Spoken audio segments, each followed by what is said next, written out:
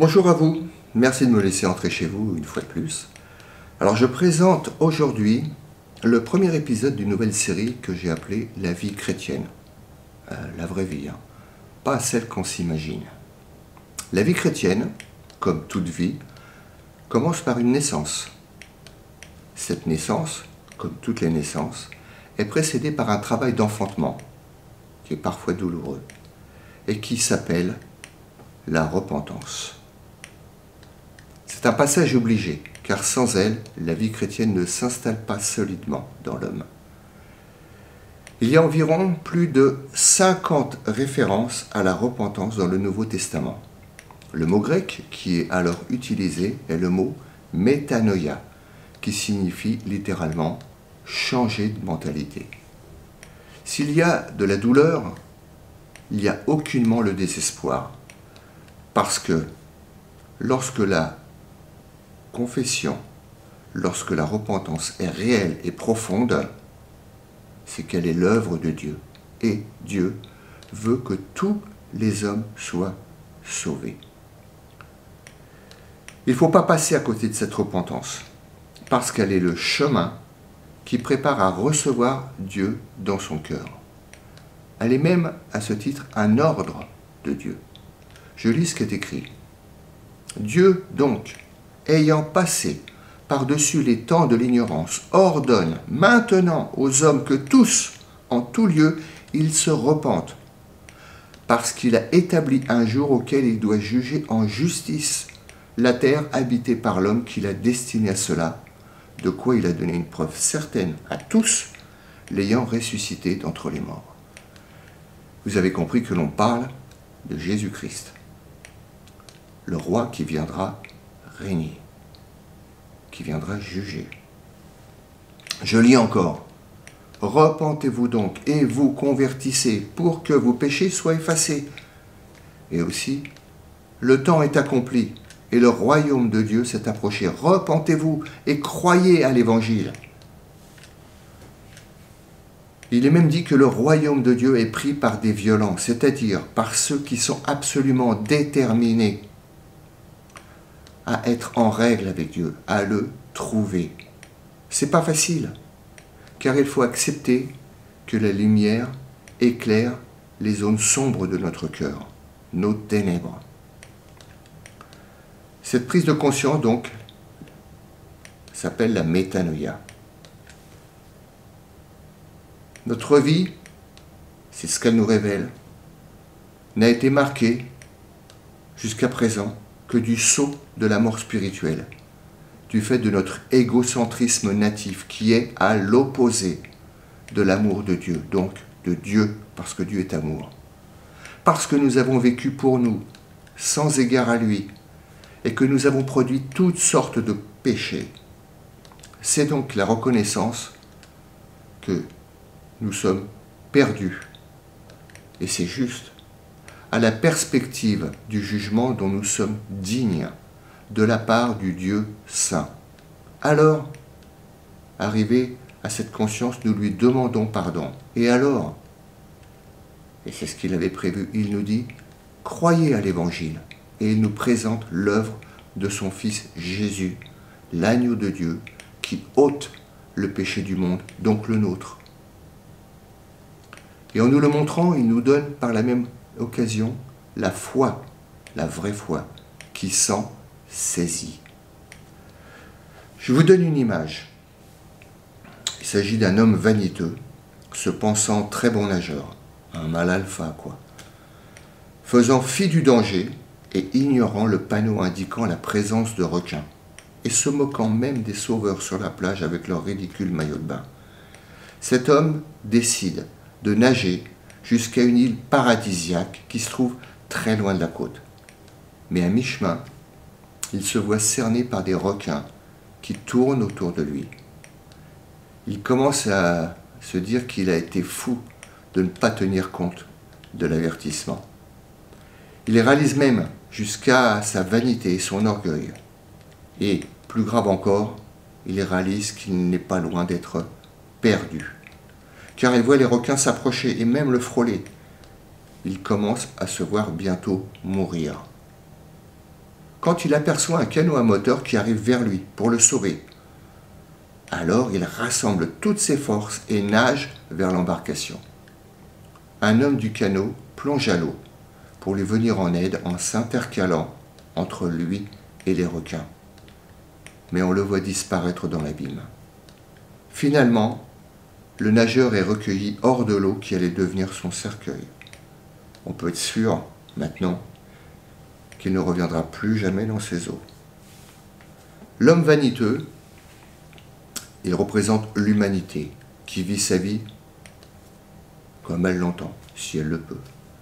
Les sauveurs, ce sont sa conscience, la Bible, les chrétiens qu'il n'écoute pas, les témoins de Dieu, sa conscience aussi, qu'il peut même avoir cautérisée dans un endurcissement de cœur extrême.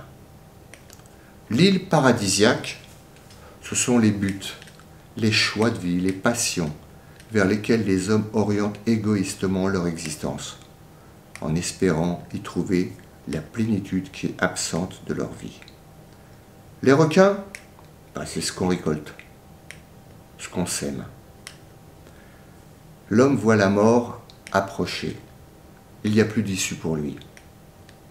C'est l'humanité coupable qui devra passer en jugement devant Dieu et qui prend conscience de son péché, d'avoir vécu sans se soucier de Dieu ni de sa sainteté et d'avoir ainsi produit tous ces maux qui font de l'histoire du monde un drame absolu. L'homme se sait perdu. C'est le pécheur qui se reconnaît personnellement coupable devant Dieu. L'homme aperçoit le canot à moteur, les secours. Ce n'est qu'à ce moment-là qu'il les voit, parce qu'il se sait en danger de mort, perdu au large dans l'océan. Ça représente l'homme qui, du plus profond de sa misère, voit venir Jésus pour le sauver. Les sauveteurs l'avaient repéré de loin et s'étaient mis rapidement en route. C'est Dieu qui, d'une manière diverse, veut que tous les hommes soient sauvés et chercher l'homme perdu. Notre homme nage de toutes ses forces vers le canot de sauvetage. Ça représente l'homme qui se tourne résolument vers Dieu, comprenant qu'on ne peut pas appeler vivre une vie qui le rejette. Il est secouru par celui qui plonge à sa rencontre. C'est Jésus qui meurt à sa place pour ôter son péché. Je vous renvoie à la vidéo sur Jésus, l'agneau de Dieu qui ôte le péché du monde. L'homme est recueilli hors de l'eau. Ça correspond à l'homme qui reçoit le salut de Dieu. Il est délivré du jugement. Jésus a pris sa place, a subi pour lui le jugement qu'il avait mérité. La repentance, c'est donc quelque chose de très positif, puisque ça permet un changement d'avis qui est suivi d'un changement d'orientation de la vie, sans retour en arrière, et d'un changement de comportement. Et c'est Dieu qui donne cette repentance. On a donc tout intérêt à la demander et à ne pas la craindre pour hâter les choses. La repentance peut aussi s'opérer différemment. C'est en effet à la lumière du bien qu'on reconnaît le mal, par opposition, par contraste. Je vous donne un exemple tout simple. Une femme, on va dire d'un physique ordinaire, marche en présence d'une très belle femme. Elle va se trouver laide. La même personne, la même femme, marche à côté d'une personne à un physique ingrat. Elle va se trouver belle. Ainsi, c'est quand la neige est là, la neige qui est venue du ciel, sous la lumière du soleil, que ce que l'on croyait le plus blanc sur terre, finalement ne rivalise pas avec la neige. Loin s'en faut. Lorsque Dieu se révèle, alors on a de quoi se repentir. C'est l'histoire de Job, cet homme qui est passé par des souffrances extraordinaires, qui, au terme d'un travail de repentance, peut dire « Mon œil t'a vu, et c'est pourquoi je me repens dans la cendre et dans la poussière. » Si la lumière que Dieu envoie pour éclairer nos ténèbres, apporte de la tristesse, elle n'utilise jamais le ton d'un accusateur. Elle produit seulement une conviction juste que l'on est un homme qui serait irrémédiablement perdu s'il devait passer en jugement devant un trône de justice qui connaîtrait alors toutes les pensées, tous les actes commis pendant toute l'existence. Mais cette lumière ne s'arrête pas sur ce constat. Elle donne en consolation la conviction que l'œuvre de Jésus à la croix est vraie pour le sauver. Et elle donne par la même occasion, cette lumière, la foi pour enfin, finalement, saisir le salut, s'en emparer. Si on résume ça en peu de mots, elle révèle Jésus, le Fils de Dieu, à l'âme. Un nouvel homme vient de naître. L'exemple biblique le plus frappant de ce renversement de situation, c'est celui du brigand à la croix, qui en peu de temps passe des insultes envers Jésus à la reconnaissance de sa divinité. Si vous voulez en savoir plus, je vous renvoie à la vidéo 5 de la playlist des fondements de la vraie connaissance, et qui s'appelle, entre guillemets, « Qui sera sauvé à la fin ?» Il y a aussi un sujet semblable qui est évoqué par la parabole du fils prodigue.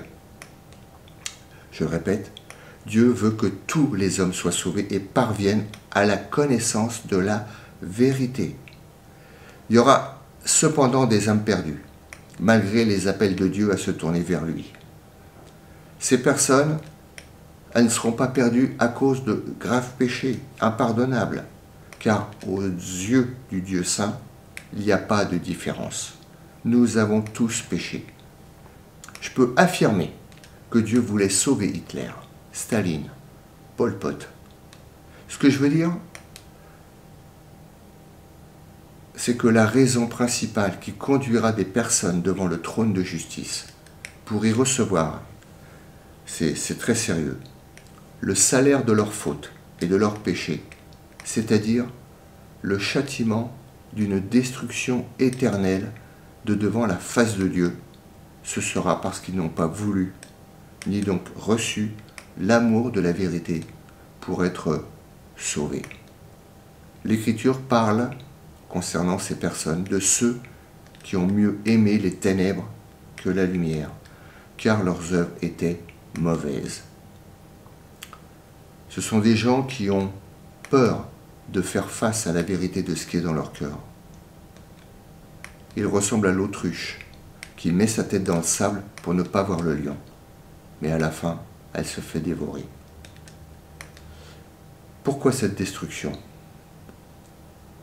Le projet de Dieu est de recueillir dans l'éternité des hommes pour en faire sa famille, des enfants adoptifs, pour partager avec eux un seul esprit, son esprit d'amour. Si un homme reste solidaire de ses péchés, il ne peut pas demeurer dans cette présence. Il est privé de cette communion. La perspective de Dieu, c'est qu'on soit au ciel. Il ne va pas permettre qu'au ciel, le péché rentre, comme il a permis que le péché soit sur la terre. Dans l'état éternel, il n'y aura que la perfection. Si un homme, ses péchés sont ôtés, ça veut dire que Dieu le justifie. Ça veut dire que cette vie nouvelle lui permet d'être en communion avec Dieu. Et ainsi, il a sa place au ciel, dans la présence de Dieu, pour un avenir éternel. À l'inverse de tous ces hommes qui refusent la vérité, je vous invite à lire le psaume 51 dans l'Ancien Testament, parce que le roi David y exprime sa profonde repentance. Je vous en lis un extrait. Ô Dieu, use de grâce envers moi, selon ta bonté, selon ta grandeur, la grandeur de tes compassions. Efface mes transgressions. Lave-moi pleinement de mon iniquité et purifie-moi de mon péché. Car je connais mes transgressions et mon péché est continuellement devant moi. C'est douloureux. Contre toi seul, j'ai péché et j'ai fait ce qui est mauvais à tes yeux.